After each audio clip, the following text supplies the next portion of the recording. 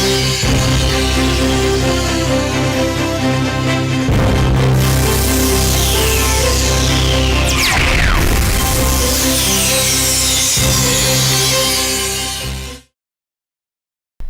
Mass TV news కి స్వాగతం. కర్నూలు జిల్లాకు చెందిన 19 సంవత్సరాలు కూడా నిండని మణికంఠారెడ్డి యువతను రాజకీయాల్లో ప్రోత్సహించాలి అనేది నా కోరిక. నేను ఒక సామాన్య రైతు కుటుంబం నుంచి వచ్చిన వాడిని, కానీ ప్రజలకు సేవ చేయాలి అంటే నాకు చాలా ఇష్టం. బైరెడ్డి సిద్ధారెడ్డి నాకు ఆదర్శం. రాయలసీమ జిల్లాల యువసేన ఫౌండేషన్ మేము సొంతంగా దానిని నడిపిస్తున్న సొంత ఖర్చుతో ప్రజలకు ఎంతో సేవ చేస్తున్నాం. మేము దేనిని ఆశించి ఈ సేవ చేయడం లేదు. యువత అన్నింట ముందుండాలి, ప్రతి పేదవాడిని హక్కున చేర్చుకోవాలి అనేది మా బైరెడ్డి సిద్ధార్థరెడ్డి అన్న చేస్తున్న సేవా కార్యక్రమాలలో మా వంతు సాయం అంటూ అన్నకు తోడుగా మా జిల్లాలో తెలంగాణలో అన్నకు ఇలా అన్ని రాష్ట్రాలలో కూడా సోషల్ సర్వీస్ చేసేవాళ్ళు చాలామంది ఉన్నారు.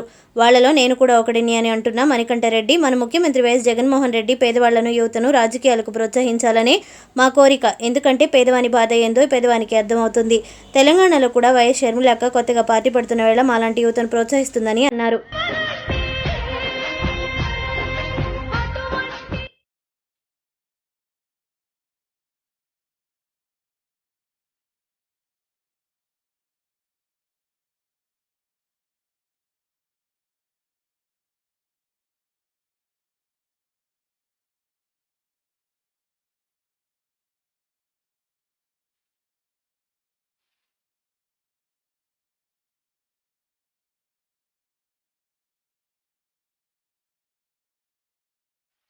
యువత రాజకీయాలకు రావాలనేటువంటి ఆలోచన మీకు ఎలా వచ్చింది?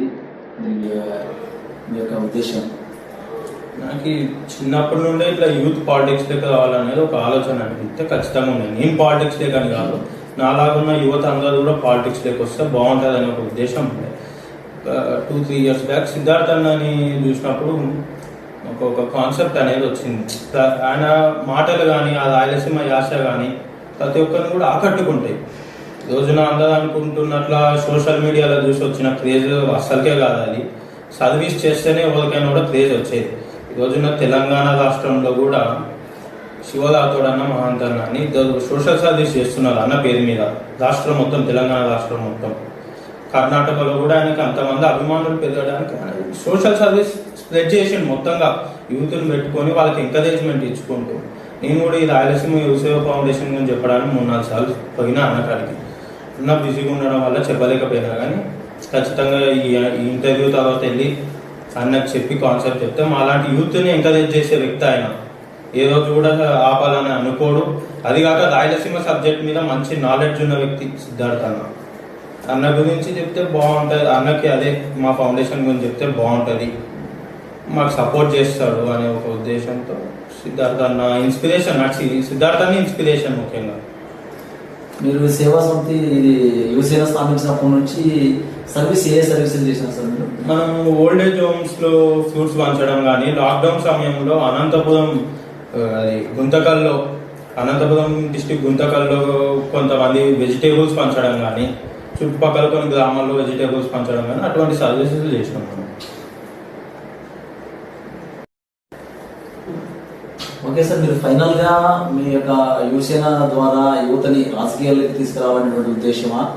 రాజకీయంలోకి ఫస్ట్గా వాళ్ళని సోషల్ సర్వీస్లోకి నడిపించి తర్వాత యువతని రాజకీయంలోకి నడిపించినటువంటి ఉద్దేశం మీద యువతని మెయిన్ పాలిటిక్స్లోకి తీసుకొని రావాల్సిన ఎందుకు చెప్తున్నా అంటే, లోకల్ సమస్యలు బాగా తెలిసిన వాళ్ళు వస్తే మార్పు చెందుతారని ఒక ఉద్దేశం, ముఖ్య ఉద్దేశం. ఇంకోటి, ప్రతి ఇంట్లో కూడా చదువుకున్న వాళ్ళు ఉన్నారు. వాళ్ళ తల్లిదండ్రులకు కానీ మిగతా వాళ్ళకు కూడా చెప్పండి, డబ్బు తీసుకొని ఓటు వేసేది కాదు. ఒక 2,000 తీసుకొని 5 సంవత్సరాల జీవితాన్ని అమ్ముకునేది ఇది కరెక్ట్ అయిన పద్ధతి కాదు. ఆ 2,000 తీసుకొని ఓటు వేసినా రోజుకి రూపాయి కూలి పడతలేదు. చదువుకున్న వాళ్ళు, మనలాంటి వాళ్ళు ఇంట్లో వాళ్ళకి చెప్పాలి, కానీ మనం కూడా అదే దాంట్లో వెళ్ళాలనుకుంటే అది కరెక్ట్ కాదనేది నా ఉద్దేశం. మార్పు అనేది చేయండి. డబ్బులు తీసుకొని ఓట్లు వేసేది బంద్ చేయండి ఫస్ట్ ఆఫ్ ఆల్. అట్లాంటివి బంద్ చేస్తేనే మిగతా యూత్కి కూడా డబ్బు లేకపోయినా కూడా రాజకీయంలోకి రాగలుగుతాం అనేది ఒకటి గట్టి స్ట్రాంగ్ ఒపీనియన్ పడుతుంది. ఖచ్చితంగా వస్తుంది. అందరూ లోకల్ సర్వీస్ అనేది చేస్తారు. ఇప్పుడు ప్రధానంగా నేను ఈ పార్టీలో చేరదాం, ఆ పార్టీలో